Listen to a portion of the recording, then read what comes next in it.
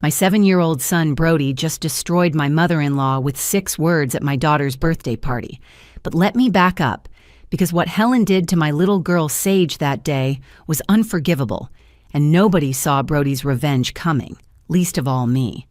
I'm Jenna, and I need to tell you about the most insane thing that ever happened at a kid's party. I'm 34 years old, work as a school nurse at Riverside Elementary, and I thought I'd seen everything when it came to childhood drama. But nothing prepared me for what my own family would do on what should have been a perfect Saturday afternoon. My daughter Sage had been counting down to her 9th birthday for months. She's the kind of kid who plans her birthday party in February for a June celebration, complete with hand-drawn invitations and a 3-page list of decorations she absolutely needed. This year's theme was unicorns and rainbows, and she'd specifically requested a homemade cake because Mom makes the best cakes in the whole world. That's Sage for you, my sweet girl who still believes in magic and thinks her mom can do anything. Then there's Brody, my 7-year-old son. Where Sage is bubbly and loud, Brody is quiet and watchful. He's the kid who notices when someone's sad before they say anything, who shares his lunch with classmates who forget theirs, who reads books meant for kids twice his age. Teachers always tell me he's special, that he sees things other kids miss. I just thought they meant he was observant. I had no idea how right they were. My husband Dale works as a regional manager for a manufacturing company, which means long hours and lots of travel. He's a good man, but he's never been able to stand up to his mother. Helen has this way of making everyone around her feel small, and Dale learned early that it was easier to stay quiet than fight back. His dad Frank runs an accounting firm downtown, works every Saturday and barely speaks when Helen's around. After 35 years of marriage, he'd perfected the art of disappearing into his newspaper. But Helen, my mother-in-law, is something else entirely. 62 years old, always dressed like she's heading to a country club luncheon, and convinced that everyone else is doing life wrong. She once told me my nursing career was adorable, but that real mothers stayed home. She criticized how I dressed, how I cooked, how I decorated our house. Nothing was ever good enough for Helen, especially not me. The morning of Sage's party, I'd been up since 5:30, putting final touches on her rainbow layer cake. 3 tiers, each layer a different color, covered in vanilla buttercream with hand-piped unicorns prancing around the sides. It had taken me 6 hours the day before, but the look on Sage's face when she saw it made every minute worth it. "Mom, it's perfect," she'd squealed, jumping up and down in her unicorn pajamas. "Can I show Brody?" Brody had walked into the kitchen, studied the cake seriously, then nodded his approval. "Sage is going to have the best party ever," he said, giving his sister a rare hug. "I'll make sure of it." Looking back, that statement feels heavier now, knowing what he was planning. The party was set for 2 o'clock, 20 kids from Sage's 3rd grade class, plus a few family friends. I'd transformed our backyard into a pastel wonderland with streamers, balloons, and a bounce house that cost a fortune to rent. My sister Ruby came early to help set up, bringing her famous fruit punch and enough party favors to stock a small store. "You've outdone yourself, Jenna," Ruby said, tying the last balloon to the fence. "This looks like something out of a magazine." Dale was setting up tables when his parents arrived at noon, 2 hours before the party started. Frank immediately excused himself to make urgent calls in our home office. Helen walked through our backyard like a health inspector looking for violations.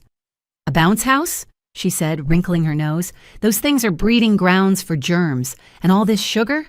Children don't need this much stimulation, Jenna. A simple gathering would have been more appropriate." Dale shot me his usual pleading look, the one that begged me not to engage. I bit my tongue and focused on arranging cupcakes on the dessert table. But Brody was watching from the porch, his eyes moving between Helen and me like he was memorizing something important. "Grandma," Sage ran over, twirling in her purple party dress, "look at my cake. Mom made it just for me." Helen barely glanced at it. "Very colorful, dear, though perhaps too much so. Elegance is about restraint, Sage. Remember that." The way my daughter's face fell in that moment should have been my first warning that this party was about to go very, very wrong. By 1:30, our house was buzzing with preparation. I was in the kitchen filling goodie bags while Ruby arranged sandwich platters. Dale strung up the last of the happy birthday banner across the patio while Sage practiced her thank you speech for when she'd open presents. Everything was falling into place exactly as I'd planned. "Mom, can I wear my unicorn headband with my dress?" Sage asked, bouncing into the kitchen. "Of course, sweetheart, it's your day. You wear whatever makes you happy." Helen, who'd been sitting at our breakfast bar criticizing my choice of paper plates, made a disapproving sound. "Children need structure, Jenna, not endless choices. You're spoiling her." Ruby caught my eye and mouthed, "Ignore her," while Helen continued her lecture about how birthday parties in her day were proper affairs with china plates and children who knew how to behave. I'd heard this speech before, usually followed by stories about Dale's childhood parties that sounded more like corporate luncheons than celebrations. Brody appeared in the doorway holding his tablet.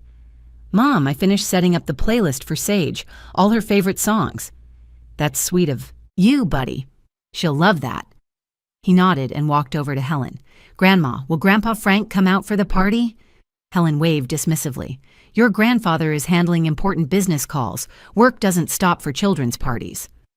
"Even on Saturdays?" Brody asked innocently. "Especially on Saturdays. That's when successful men get ahead." Helen straightened her pearl necklace. "Though I wouldn't expect you to understand that yet." Brody just stared at her for a long moment, then walked away without saying anything. I should have noticed how his jaw was clenched, how his small hands were balled into fists, but I was too busy arranging cups and napkins to pay attention to my son's quiet anger. The first guests arrived right at 2. Sage stationed herself at the front door, greeting each friend with explosive enthusiasm. "Madison, I love your dress. Tyler, come see the bounce house. Emma, my mom made rainbow cake." The parents gathered on the deck, making small talk while their kids immediately scattered toward the various activities. Our backyard filled with laughter and shrieking as kids discovered the bounce house, the face painting station Ruby was manning, and the crafts table where they could make their own unicorn horns. "This is incredible, Jenna," said Patricia, one of the moms from Sage's class. "You really went all out." "Sage only turns 9 once," I replied, watching my daughter lead a group of girls toward the bounce house. Helen, who'd moved her throne-like presence to our porch swing, called out, "In my experience, children appreciate simplicity. All this excess teaches them to expect too much from life." Patricia raised her eyebrows at me. I just shrugged and offered her a drink. Dale was doing his best to be a good host, greeting parents and supervising the bounce house, but I could see him getting tense every time Helen made another comment. She criticized the music, too loud, the decorations, garish, and even the weather. June is too hot for outdoor parties. Frank finally emerged from the house around 2:30, phone still pressed to his ear. He gave a brief wave to the crowd, grabbed a beer from the cooler, and positioned himself as far from Helen as possible while still being technically present. Standard Frank behavior. "Daddy," Sage ran over to Dale, "can we do cake soon? I want everyone to see what Mom made." "Let's wait until everyone's had a chance to play," Dale said, ruffling her hair. "We want all your friends to be here for the big moment." Brody was sitting at the picnic table with some younger kids, helping them with a puzzle, but I noticed he kept glancing toward Helen, then toward the driveway like he was watching for something or someone. "Your brother's acting weird," Ruby said, appearing beside me with purple frosting on her cheek from face painting. "He's probably just making sure the younger kids are included. You know how he is." Ruby nodded but added, "He asked me earlier if I knew what the Riverside Motel was." "What? Why would he ask that?" "No idea. I told him it was that sketchy place by the highway. Then he asked what married people would do there." Ruby laughed. I changed the subject real quick. 7's too young for that conversation. My stomach felt odd, but Sage's voice interrupted my thoughts. "Mom, can Marcus join the bounce house? He's scared, but I told him it's super fun." I pushed Brody's strange question aside and focused on being the perfect party host. The kids were having a blast, parents were complimenting the setup, and even Dale looked relaxed for once. If only I'd paid attention to my son's unusual interest in motels and his grandmother's schedule. Maybe I could have prevented what came next, but honestly, after what Helen did, I'm glad I didn't. At 3 o'clock, I started gathering everyone for cake time. The kids were sweaty and giggling from the bounce house, faces painted with butterflies and superheroes thanks to Ruby's artistic skills. Parents pulled out their phones, ready to capture the birthday song moment. "Everyone inside," I called out. "Time for cake." 20 sugar-hyped kids stampeded toward our dining room, where I'd set up the cake as the centerpiece. The rainbow layers looked even more beautiful in the afternoon light streaming through the windows. Sage gasped when she saw it again, as if seeing it for the first time. "Mom, everyone needs to see this." She grabbed her best friend's hand. "Look at the unicorns my mom made. She stayed up super late making them perfect." The kids oohed and awed appropriately. Parents complimented the craftsmanship. I felt that warm pride that comes from making your child genuinely happy. Dale squeezed my shoulder and whispered, "You're an amazing mom." We arranged Sage at the head of the table, the cake positioned perfectly in front of her. I was lighting the 9 candles when Helen stood up from her chair in the corner. "This is absolutely ridiculous," she announced, her voice cutting through the excited chatter. The room went quiet. Dale's face immediately tensed. "Mom, not now." Helen walked toward the table, her heels clicking on our hardwood floor. "No, Dale, someone needs to say this. This spectacle, this entire production. It's not about Sage at all." "Helen," Frank warned from the doorway, but she waved him off. "Look at this cake," Helen continued, gesturing dramatically.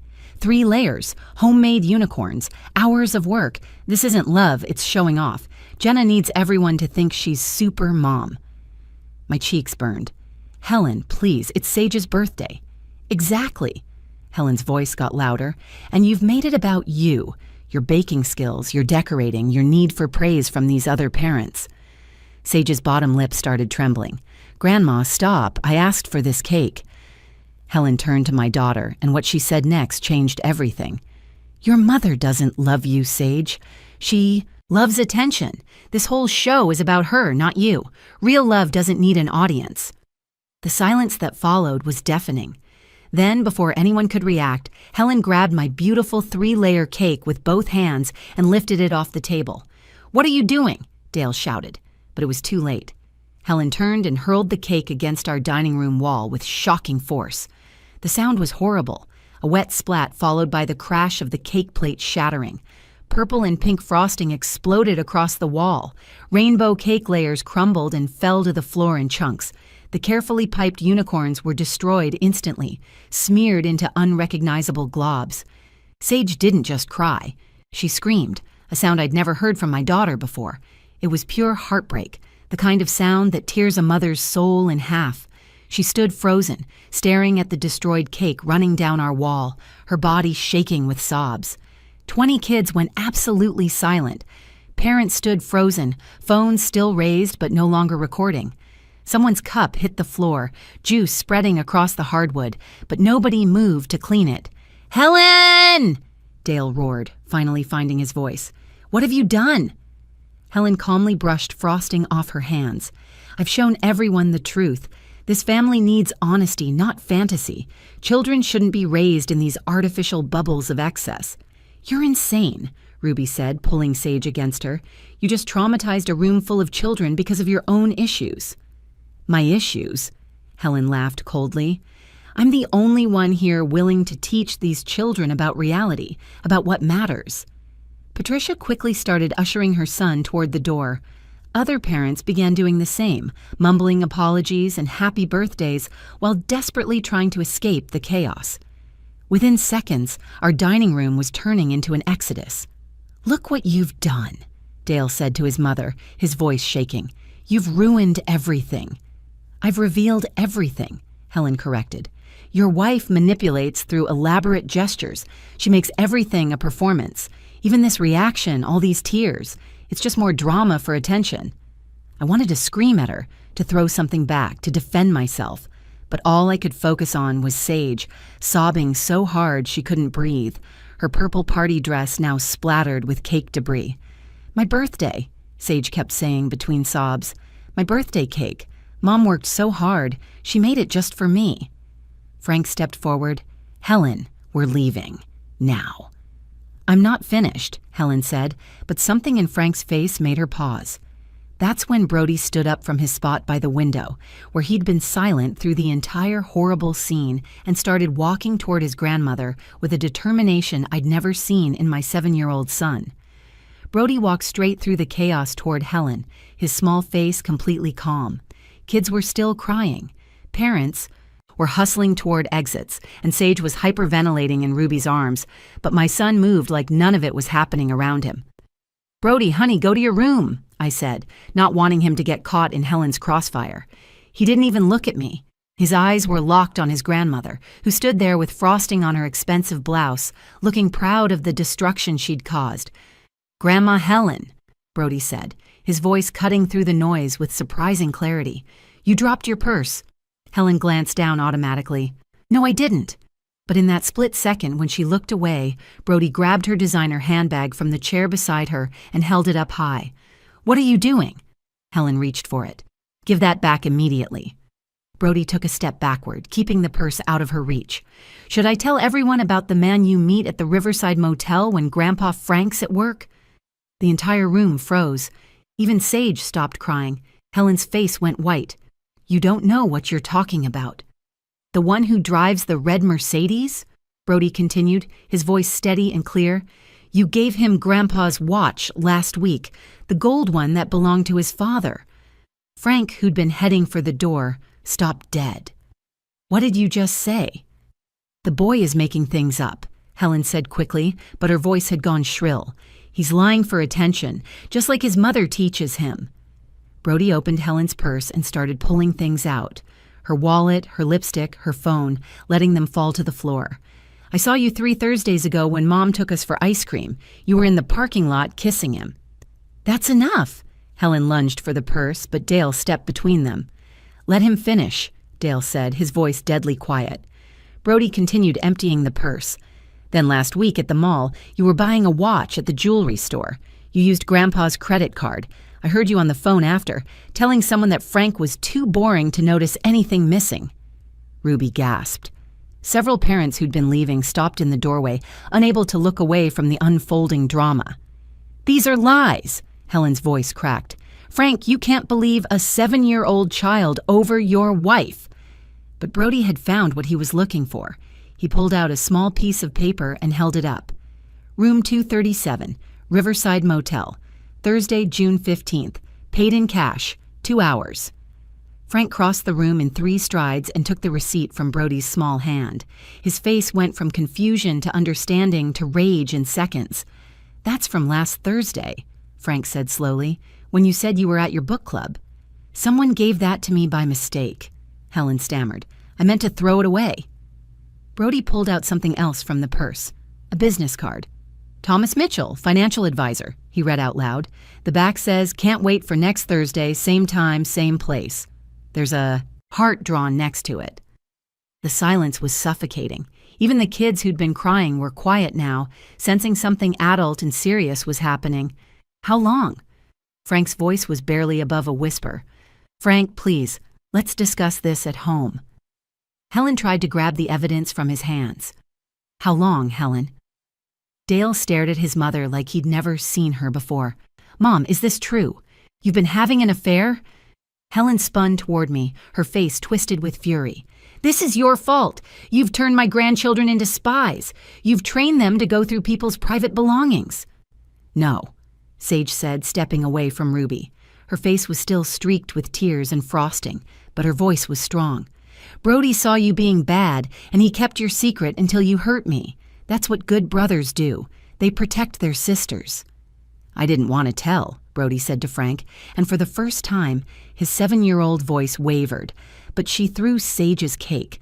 She made Sage cry on her birthday. She said Mom doesn't love her, but Grandma's the one who doesn't love anybody. Helen made a strangled sound. "You little brat!" "Enough!" Frank's voice boomed through the room. He pocketed the receipt and business card. "We're leaving. Helen, get in the car."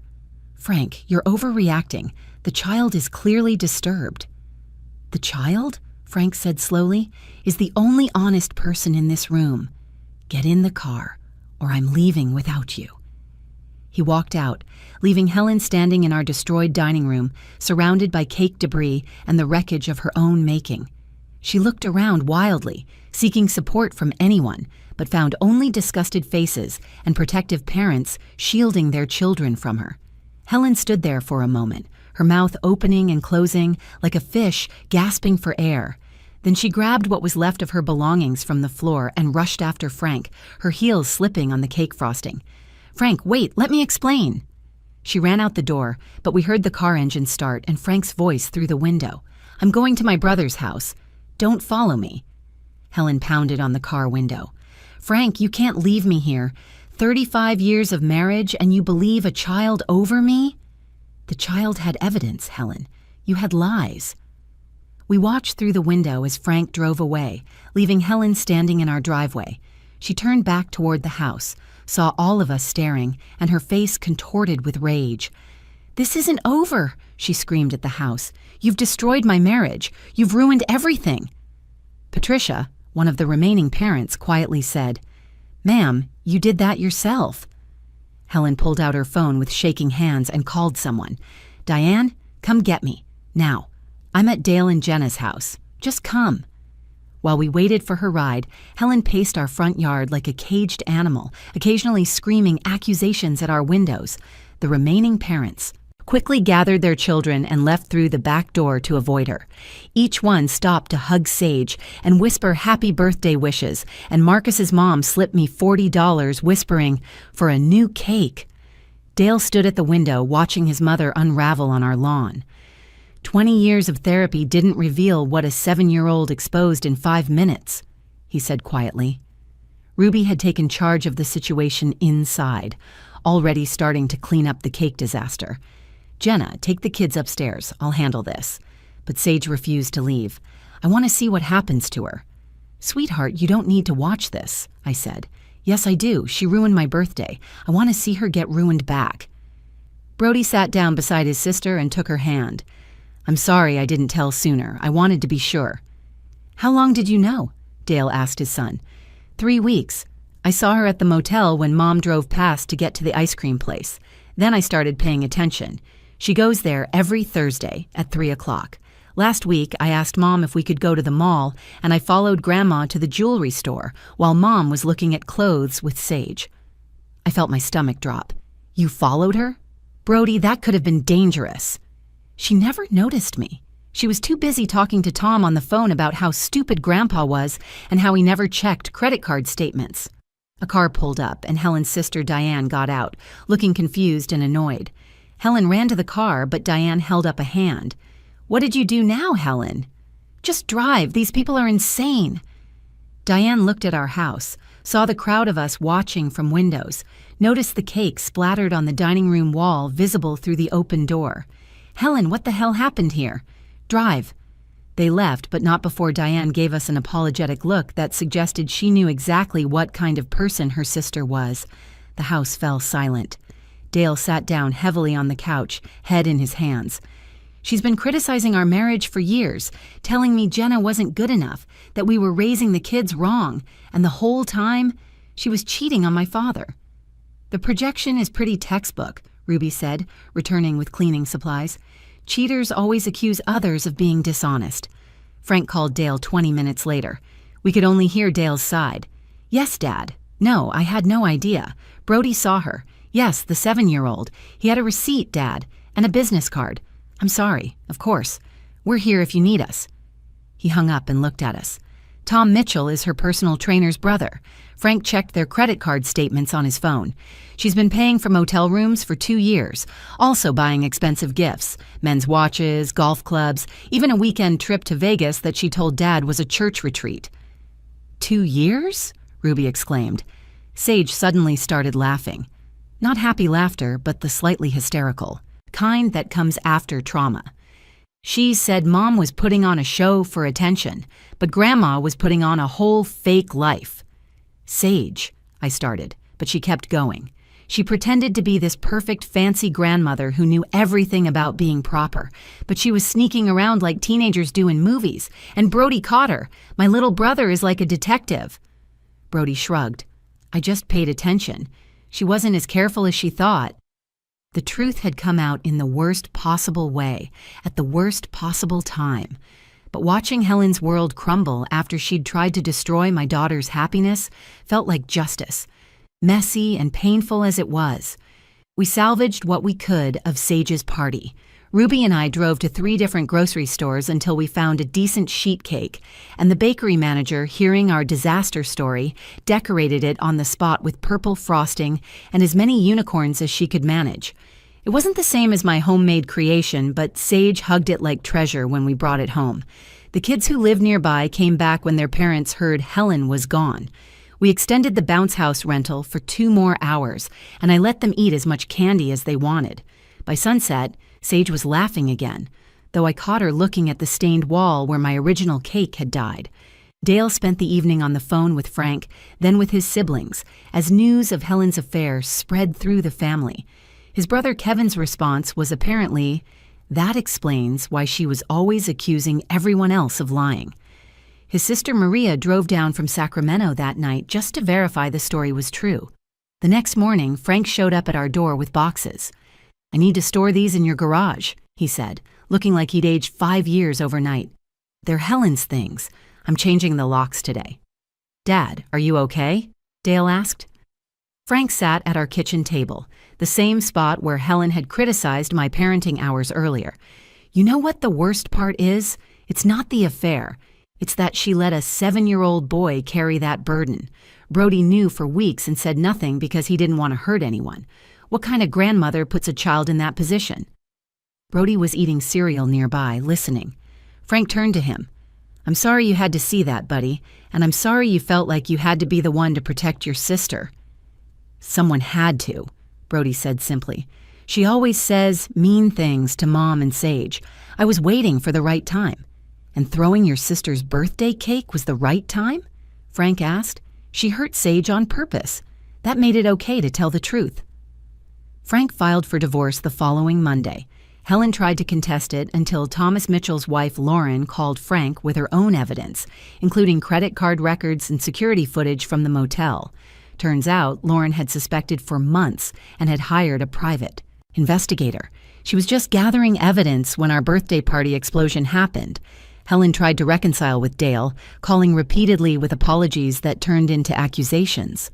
"Your son violated my privacy," she'd say. Then in the same breath, "I was lonely because your father worked all the time."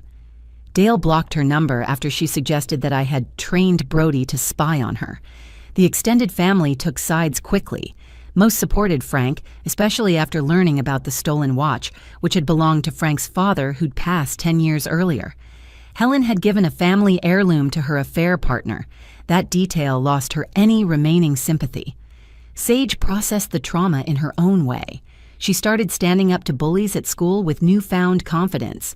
"If I can survive my grandma destroying my birthday party, I can handle mean kids," she told her teacher.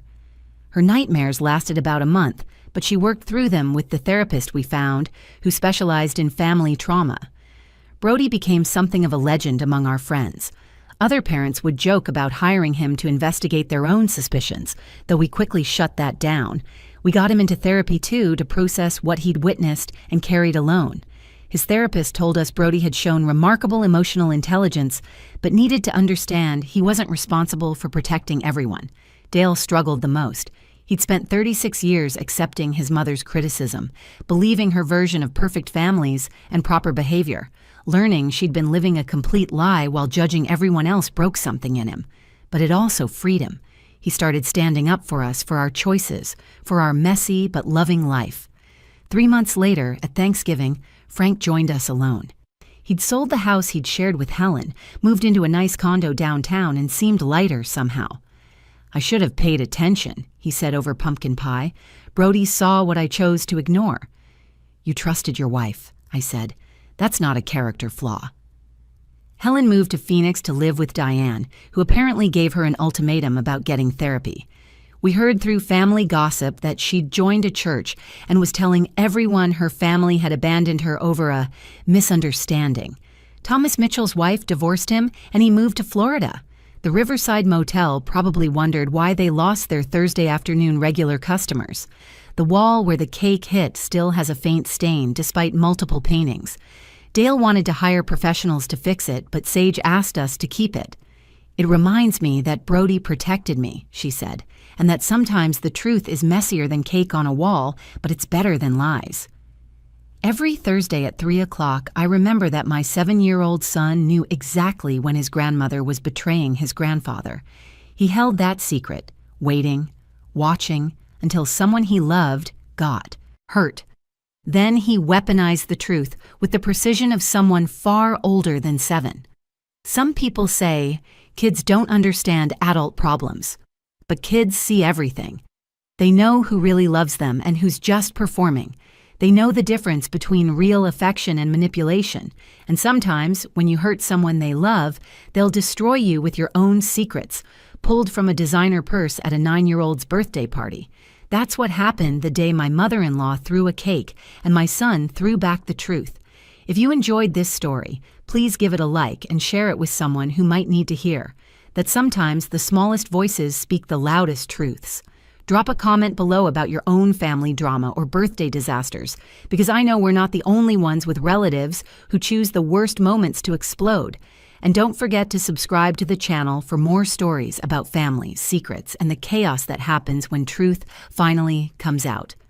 Thanks for listening to our wild birthday party tale. And remember, kids are always watching, even when we think they're not paying attention.